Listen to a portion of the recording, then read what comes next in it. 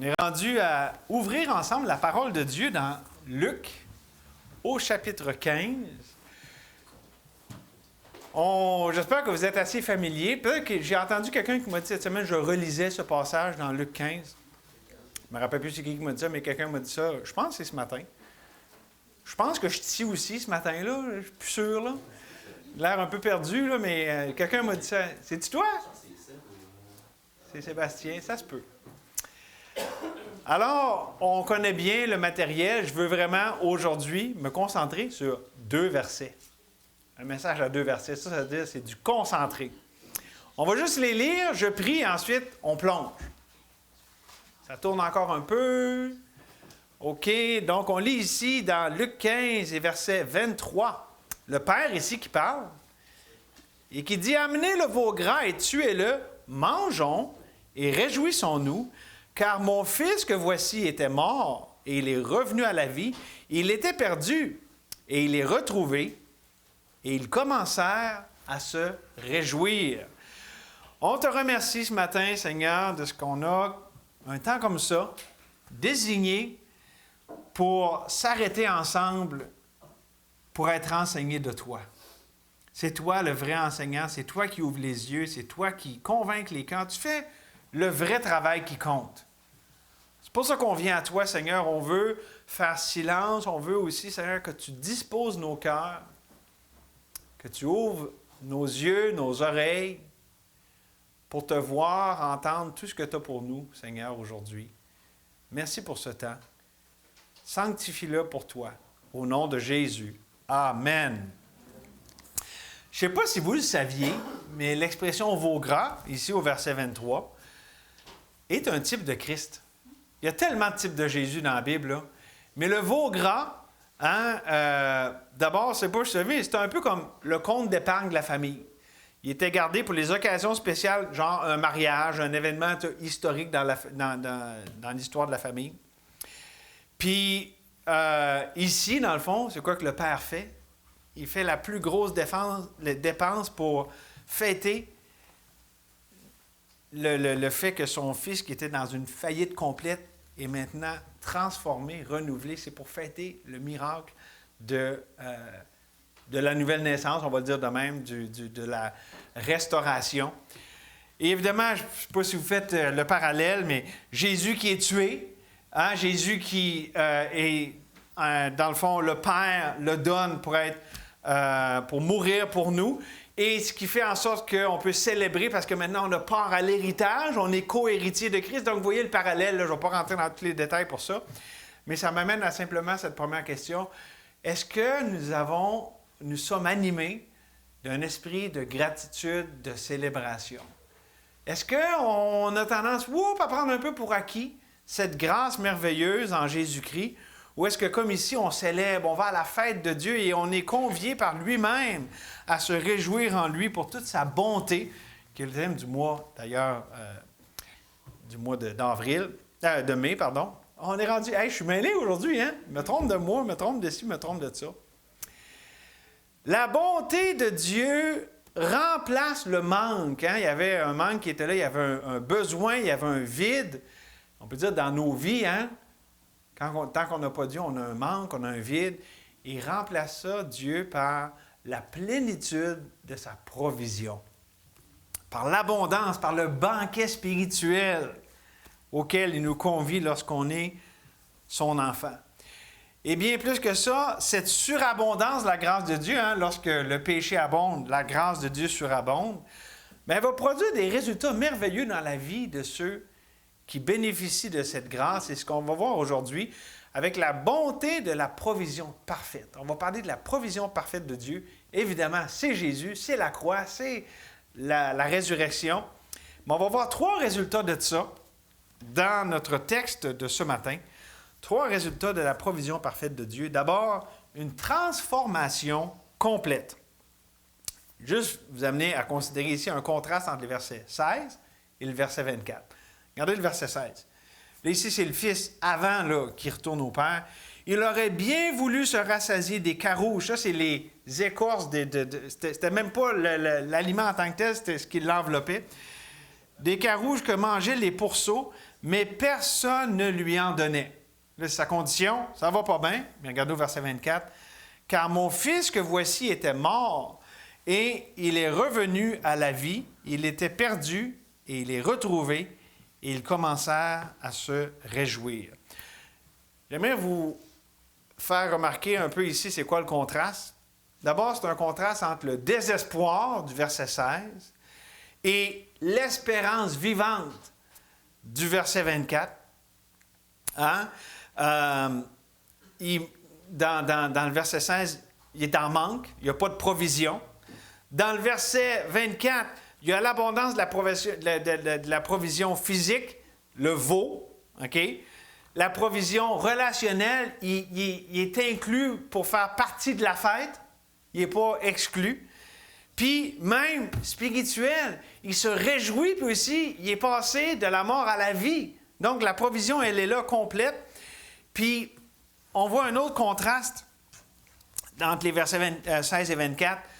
Dans le verset 16, il est isolé. Il n'y a personne qui lui donne rien. Il est délaissé. Dans le verset 24, au contraire, il est inclus et accepté. Il est appelé à prendre pleinement part à la réjouissance, à la fête que son Père a initiée.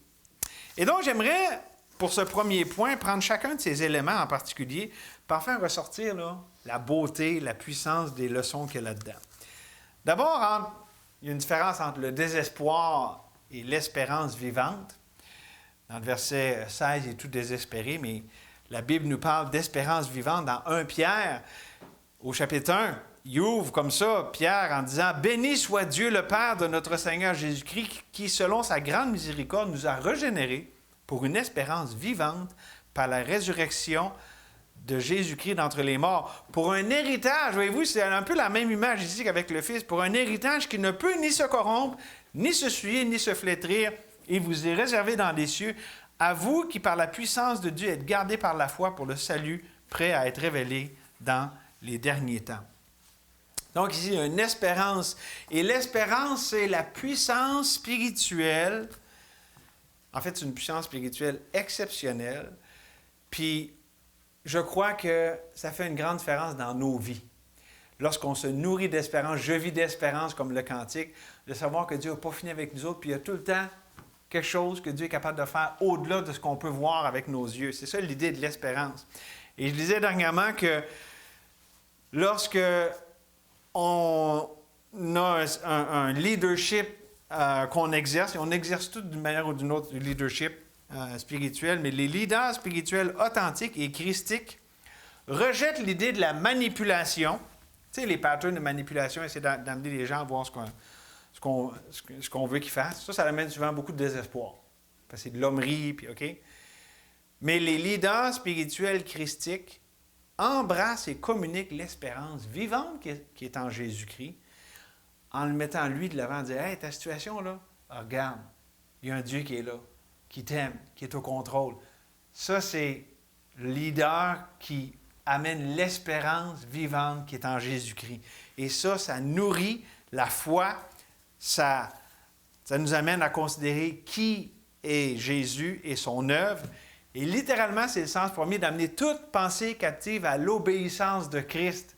J'ai partagé un message il y a 2-3 semaines, un mercredi soir, sur le fait que quand ça parle d'amener toute pensée à l'obéissance de Christ, l'obéissance, c'est l'obéissance de Jésus, l'obéissance de la croix. Donc, amener toute pensée à la lumière de l'œuvre accomplie, de la croix, de tout est accompli. OK? Et ça donne de l'espérance. Quand on voit tout à la lumière du fait que Jésus a tout accompli. Et ça, c'est encourageant, c'est libérateur, c'est motivant. Ça enlève le fardeau de la performance, d'avoir à essayer d'être à la hauteur, et ça nourrit la foi. Et aussi l'amour de Christ qui nous presse à vivre et à embrasser tout ce que Dieu nous envoie. Parce que nous, on a nos plans, on a nos façons de faire, on a nos ambitions. Mais Dieu, lorsqu'il laisse ces choses mourir, c'est parce qu'on a l'espérance qu'il veut amener quelque chose de vivant et de tellement mieux, qu'il veut remplacer la mort par la vie. Donc ça, c'est l'idée de passer du désespoir à l'espérance vivante. Mais notre petit monsieur ici, le fils, était aussi dans le manque, dans la disette, au verset 16. Et au verset 24, on le voit dans l'abondance. Il y a un contraste là-dedans, oui, entre disette et abondance, mais aussi entre mort et vie. Hein, il était dans la mort, il était séparé, il était loin. Puis après ça, il est accepté, il est dans la communauté, dans la relation. Et c'est ça que la bonté de Dieu, la bonté de sa transformation complète dans notre vie, ça se passe par la provision de sa vie. Là où il y a la mort, Dieu amène la vie. Une vie active, bienfaisante, dans tous les domaines. Parce qu'ici, on voit, il y a un veau. Dans le domaine physique, savez-vous que quand on marche avec Dieu, non seulement quand on rencontre Dieu, qu'on l'accepte comme notre sauveur, mais ensuite qu'on marche dans ses voies, ça a un effet bénéfique même sur notre corps. Puis là, comprenez bien, je ne suis pas en train de dire que vous êtes malade parce que Dieu ne vous aime pas, puis vous êtes... Mais, tu sais, mettons quelqu'un qui était tout stressé, qui avait peur de tout, là, puis qui apprend à se confier en Dieu, puis qui voit que Dieu s'occupe de lui, puis il l'aime, le corps bénéficie de ça. Même chose pour l'âme. L'âme, c'est notre personnalité, c'est avec ça qu'on est en relation avec les autres. Et ici, lui, il est inclus dans la communauté de foi, dans la communauté du Père, avec la fête et tout ça. Et notre âme aussi bénéficie du fait, lorsqu'on est un enfant de Dieu, il y a une bénédiction du fait que la façon qu'on interagit avec les autres est beaucoup plus saine et bénéfique. Ça aussi, c'est transformé. Et évidemment aussi, spirituellement, la réjouissance, le fait d'être revenu à la vie, c'est le miracle de la vie en Jésus. Et lorsqu'on est avec le peuple de Dieu, on partage ça ensemble, on partage cette vie. Et ça, savez-vous quoi? Si, mettons, là, d'une manière ou d'une autre, vous vous retrouviez à aller, mettons, vous avez un billet d'avion gratuit pour la Chine, puis vous allez en Chine, puis vous allez dans une communauté d'enfants de Dieu qui sont des réels enfants de Dieu, vous allez avoir cette communauté de foi. Peut-être que vous n'allez pas communiquer très bien au niveau de la langue, mais il va y avoir ce lien béni, l'amour de Christ, le même esprit. C'est ça ici, le lien que Dieu rétablit, restaure par la transformation complète. Est-ce que tu as cette vie? Est-ce que tu es passé de la mort à la vie? Est-ce que tu jouis pleinement, en tant qu'enfant de Dieu, de l'abondance de cette vie? Il y a un autre élément que j'aimerais qu'on voit dans ce premier point toujours. Il est passé de isolé à accepter ou inclus. Parce que ça, c'est gros, là. On vit dans un monde, puis spécialement maintenant, il y a tellement d'isolement. Puis c'est un peu paradoxal ou ironique. Les gens, ils ont 250 amis sur les réseaux sociaux, mais ils se sentent plus seuls que jamais. Parce que c'est beaucoup du fake. C'est du succédané. C'est virtuel.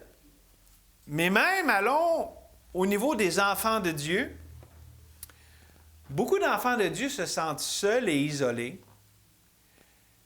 même de Dieu, parce qu'ils croient à une distorsion de l'ancienne alliance versus la nouvelle. Lisez les psaumes, puis je veux en qualifier ce que je vais dire, là. Il y a tellement... Ce matin, je lisais dans les psaumes, psaume 63, le désir d'être proche de Dieu, puis tout, mais on a des fois l'idée que, comme dans l'Ancien Testament, Dieu est là-bas, puis je veux que tu viennes proche, Dieu, OK? Mais ça, c'est un concept de l'ancienne alliance. Parce que maintenant, si on a un enfant de Dieu, il est où, Dieu? Il est-tu loin là-bas? Ah, il est en nous. OK? Puis aussi, comme dans le psaume 51, lorsque c'est le psaume de repentance de David, et il dit, « ne retire pas ton esprit de moi. » Puis c'est un beau psaume sur la repentance, mais encore là, on est scellé du Saint-Esprit. On ne peut pas perdre notre salut, on ne peut pas perdre le Saint-Esprit.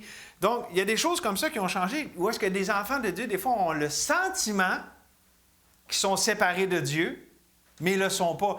Puis vient s'ajouter à ça la pensée, on parle des sentiments, des fois on se sent loin de Dieu, OK, puis c'est vrai, puis des fois, je veux dire, c'est des sentiments authentiques qui nous amènent à considérer nos voies, puis justement, à se donner à Dieu là-dedans.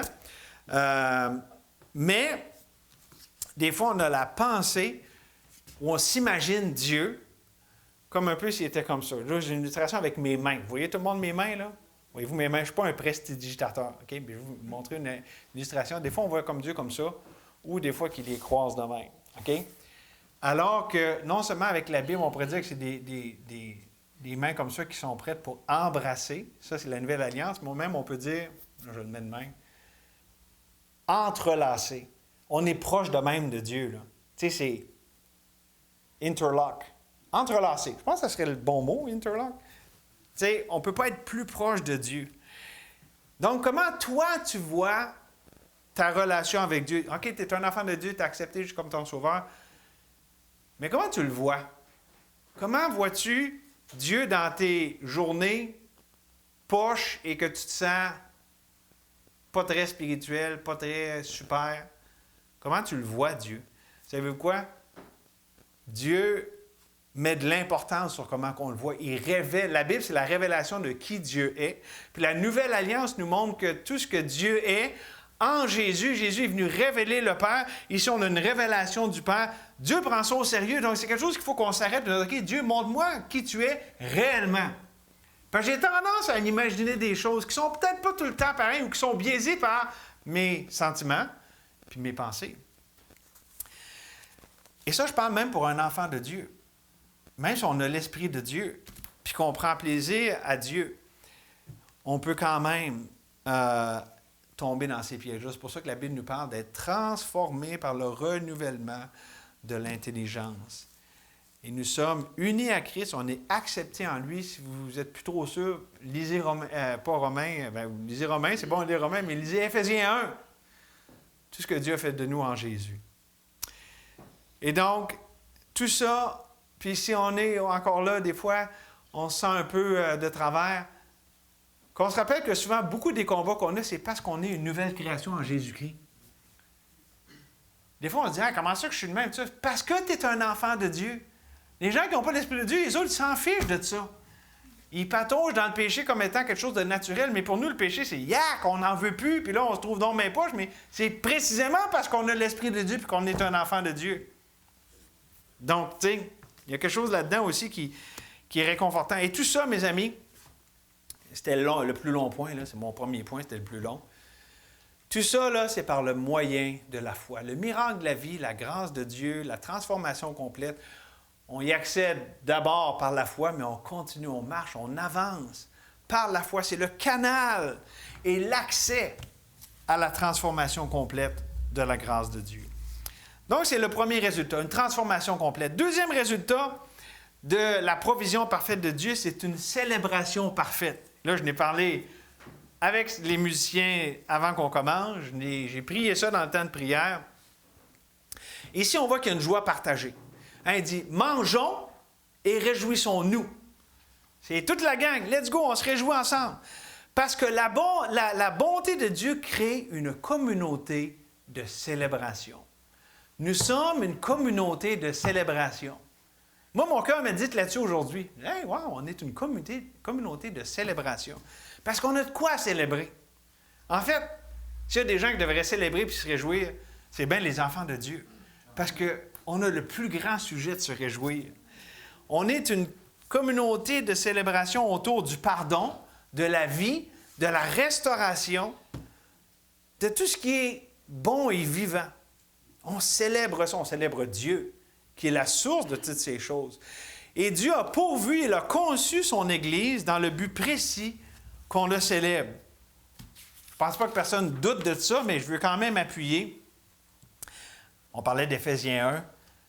Ça nous parle que le Dieu trinitaire, ça nous parle du Père qui nous a adoptés par Jésus-Christ selon le plaisir de sa volonté pour célébrer la gloire de sa grâce. Ensuite, quand ça nous parle du Fils qui opère toutes choses d'après le conseil de sa volonté, afin que nous servions à célébrer sa gloire. Puis à la fin de ce passage trinitaire-là, au verset 14, ça parle du Saint-Esprit, lequel est un gage de notre héritage pour la rédemption de ceux qui s'est acquis pour célébrer sa gloire. La Trinité au complet nous a créés, les enfants de Dieu, l'Église, le corps de Christ, pour le célébrer. Individuellement, mais aussi collectivement. C'est pour ça qu'on chante. Parce qu'on célèbre Dieu. C'est une façon d'exprimer notre célébration. On est une communauté de célébration. Et ça, mes amis, c'est plus que juste des mots dans une chanson, c'est plus que des instruments qu'on fait sur un instrument de musique, des notes, pardon, qu'on fait sur un instrument. C'est un esprit qui nous anime. C'est l'esprit de la nouvelle alliance. C'est la puissance motivatrice pour avancer par la foi avec Dieu ensemble. Méditez là-dessus. Quel esprit vous anime? Quel esprit vous anime en général, mais même ici à l'Église? Puis, vous avez déjà entendu ça souvent, on ne vient pas à l'Église, oui, on reçoit et on est béni, mais savez-vous quoi? Une bonne façon de bénir les autres, c'est d'avoir cet esprit de célébration. Des fois, ah, mais j'ai rien à dire. J'ai pas... Juste d'être joyeux et d'être content en Dieu, on bénit les autres. Les gens qui se frottent à nous autres, qui s'y frottent s'y piquent, mais là, ça ne pique pas, ou en tout cas, ça pique de la bonne façon, je ne sais pas comment le dire. Mais c'est encourageant. Veillez, OK, puis ça, là, je vous cite Hébreux 10, 24. Veillez les uns les autres pour vous exciter à l'amour et aux bonnes œuvres. Si on comprend ça à la lumière de l'Esprit, veillons sur les autres pour veiller à ce qu'on est animé du bon esprit et que ça nous excite à l'amour et aux bonnes œuvres. Et la Bible nous parle encore là, ça c'était Hébreux 10, 24, mais ça parle aussi dans le chapitre 13, verset 15, d'offrir à Dieu un sacrifice de louange, c'est-à-dire le fruit de lèvres qui confesse son nom. C'est tout ça l'idée d'une communauté de célébration. On vient louer le Dieu, pas parce qu'il faut, mais parce que c'est ce qui déborde de nous autres. C'est pour ça que je parle d'esprit qui nous anime. Et on doit veiller là-dessus parce qu'on doit garder cet esprit. On peut le perdre par l'amertume, on peut l'attrister, disons, là, plutôt. Par l'amertume, l'ingratitude, OK? Puis aussi, ça nous parle dans le verset suivant de ne pas abandonner notre assemblée. On peut aussi délaisser cet esprit de joie, d'espérance et de foi. Et justement, tout ça, cet esprit de célébration, bien, mes amis, c'est propulsé, c'est nourri par l'espérance en Dieu. Pourquoi? Parce que l'expérience actuelle qu'on a, ce n'est pas la fin de notre histoire.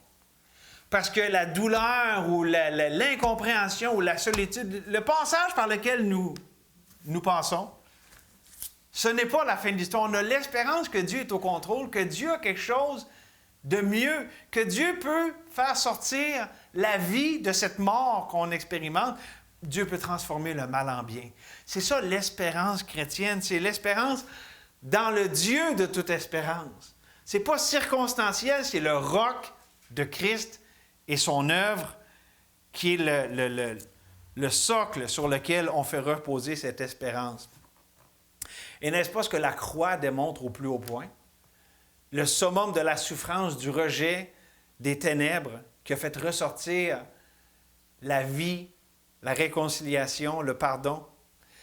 Et c'est pour ça là-dessus aussi que je vous encourage à méditer sur une autre phrase. Je parlais d'esprit de célébration. C'est une autre affaire que je disais dernièrement. Le don de la misère, le don de la souffrance. Comment souvent on est disposé face à la souffrance et « Oh, j'en veux pas ». Hey, je ne veux pas souffrir dans mes... Hey, puis là, soyons honnêtes, là. N'avons-nous pas tous la même réaction face aux difficultés, la souffrance, les provoquer? On peut mettre plein de mots là, pour qualifier ça. C'est quoi notre première réaction? « Ah, merci Seigneur, moi je suis spirituel, puis j'aime ça, j'en veux plus, puis je veux que ça aille mal dans ma vie. » Non, il faut être honnête, il faut qu'on ait notre identité réelle. Dieu, j'aime pas ça. J'en veux pas de la souffrance, puis je veux pas de la misère, je veux pas des problèmes. Je veux pas de problèmes dans le domaine physique, dans le domaine relationnel, dans le domaine spirituel. Je veux que tout aille bien tout le temps, Seigneur. Ça, c'est quoi? C'est nos cœurs qui aspirent à Christ, au ciel.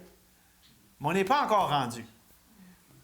Donc, pourquoi que j'accueillerais le don de la souffrance, le don de la misère? À cause de l'espérance. Parce que je vois que Dieu, c'est le moyen par lequel, avec l'espérance, là, qui est une façon aussi de vivre sa foi, que Dieu est en train de faire de quoi? C'est juste passager. This too shall pass, Kevin.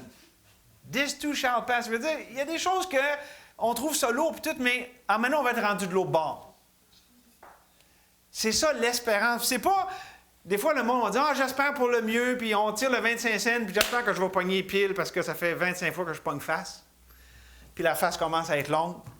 Non, c'est que l'espérance biblique, c'est une attente confiante.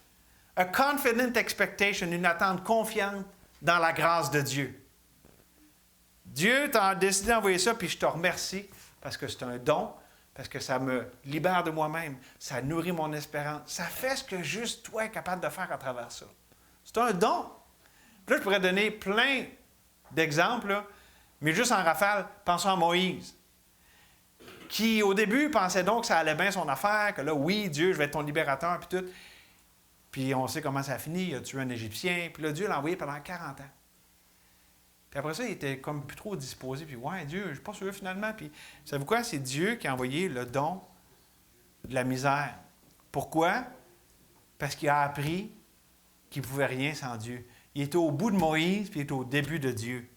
Même chose avec David, même chose avec Pierre, même chose avec ben du monde. Puis ici aussi, ce matin dans cette église, on est de la même nature qu'eux. Et donc, c'est bon.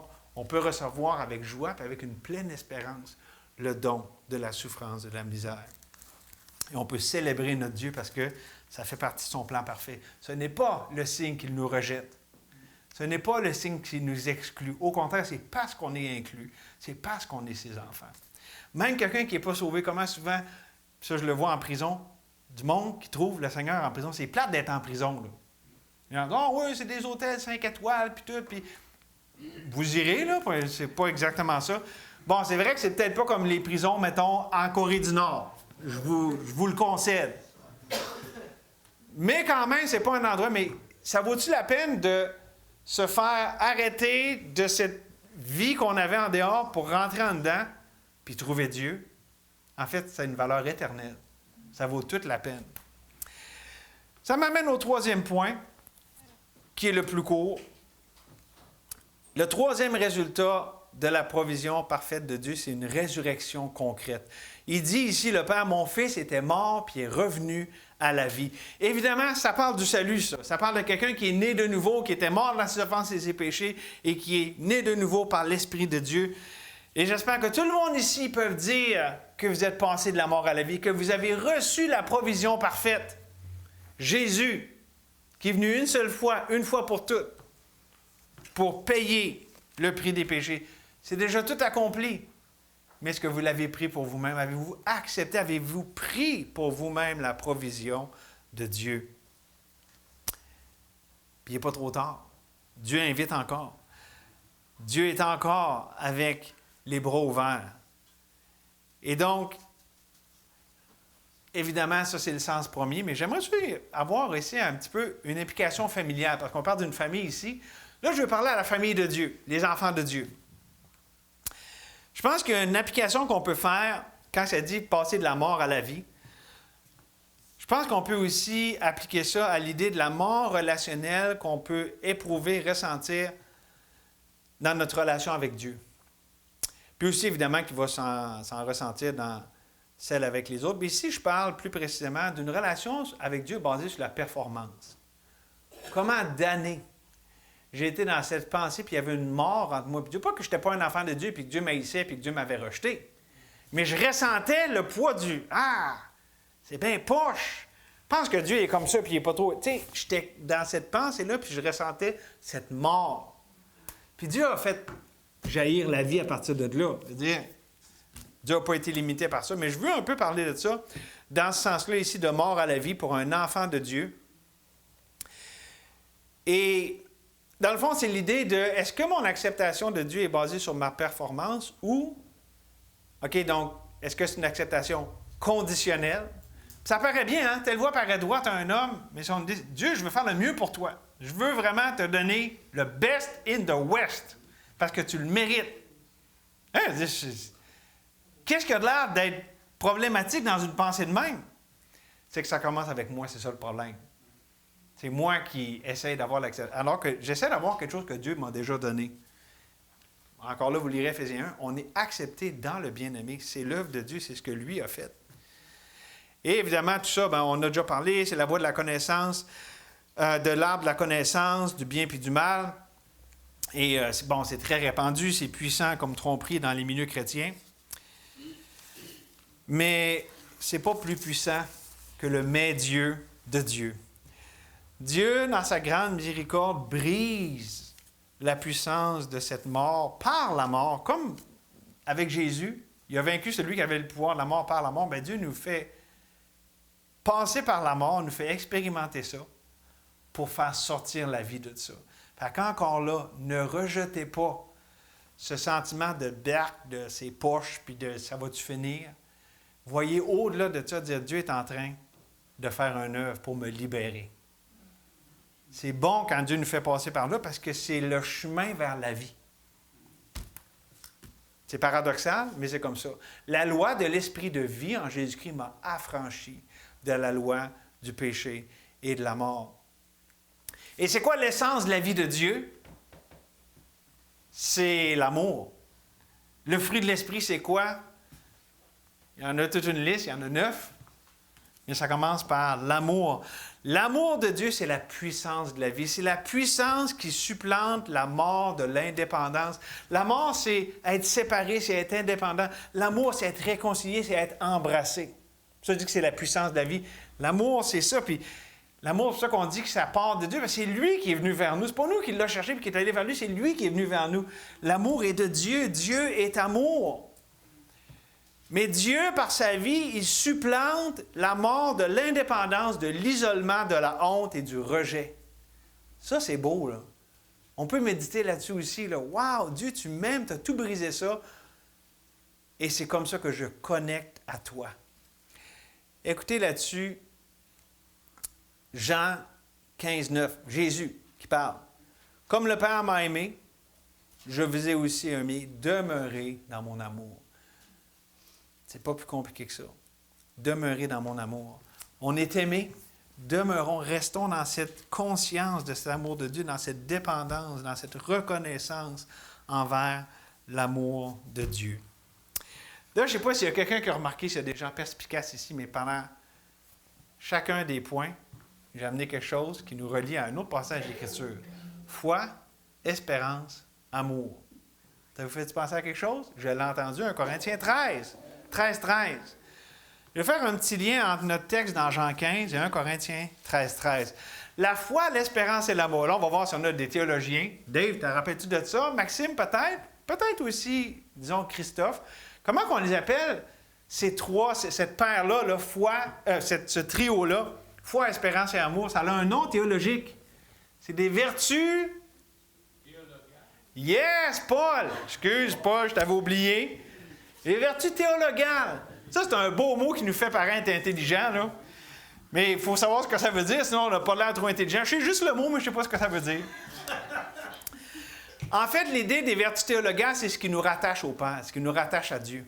C'est que, tu sais, il y a toutes sortes de vertus, mais ceux-là, spécialement, foi, espérance, amour, c'est ma relation avec Dieu. C'est ça l'idée des vertus théologales.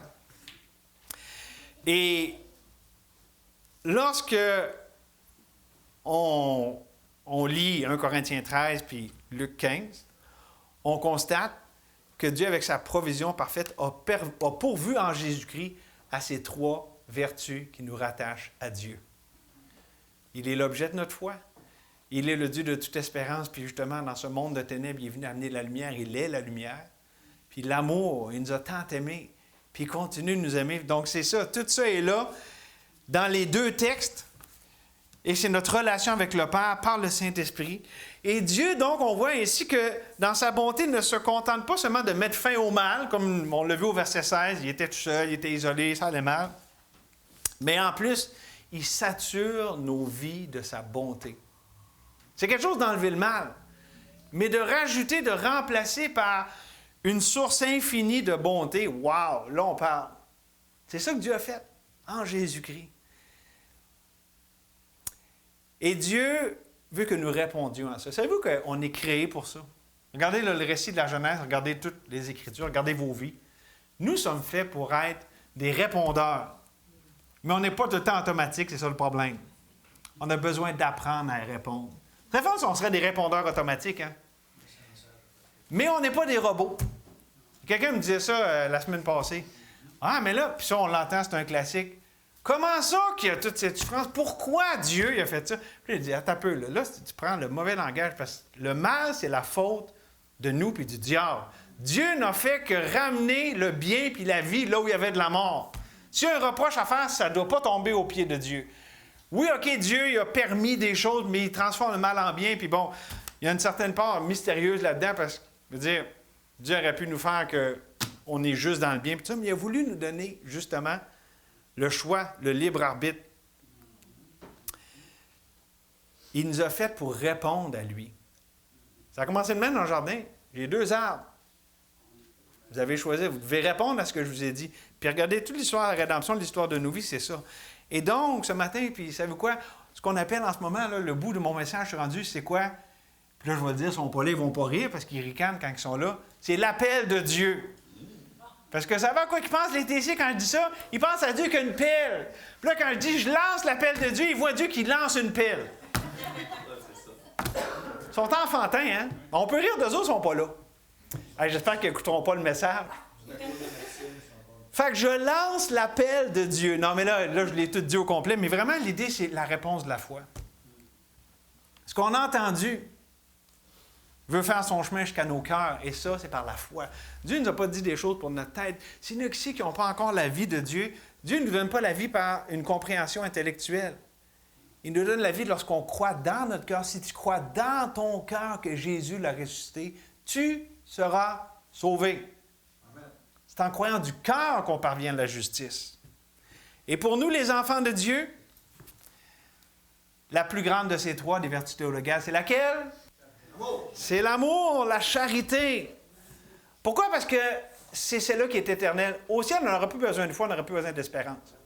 On va être dans la présence de Dieu, dans la félicité éternelle. Mais l'amour ne périt jamais. Donc, quand on aime, quand on laisse Dieu comme ça porter ce fruit de l'Esprit dans nos vies, on produit du fruit éternel. C'est quelque chose qui est d'une valeur éternelle. Donc, je vous invite à répondre. Je ne sais pas ce que Dieu vous a dit, puis c'est le fun. C'est pas moi l'enseignant ce matin. Je suis un sous-contractant. Le vrai enseignant, c'est Dieu, le Saint-Esprit. Répondez à ce qu'il vous dit. Merci, Seigneur, que tu es personnel et tu es vivant. Seigneur, tu ne donnes pas des vérités mortes et passées date et qui étaient juste bonnes il y a 2000 ans. Puis là, on a évolué, puis on est une société à jour. En fait, c'est l'inverse. On a tellement besoin de ces vérités, spécialement en ce moment, dans un temps d'isolation et de... Il y a la mort partout, mais Seigneur, tu es encore le Dieu vivant. Tu es encore celui qui est plein de grâce et de vérité, qui est venu nous rencontrer dans cette misère. Merci pour ça, Seigneur. Merci que tu es celui qui fait les premiers pas. Tu es celui qui aime en premier. Tu es amour. Et donc, Seigneur, je prie simplement ce matin pour la réponse de la foi. On veut répondre par la foi à ce que tu nous as dit, chacun ici particulièrement.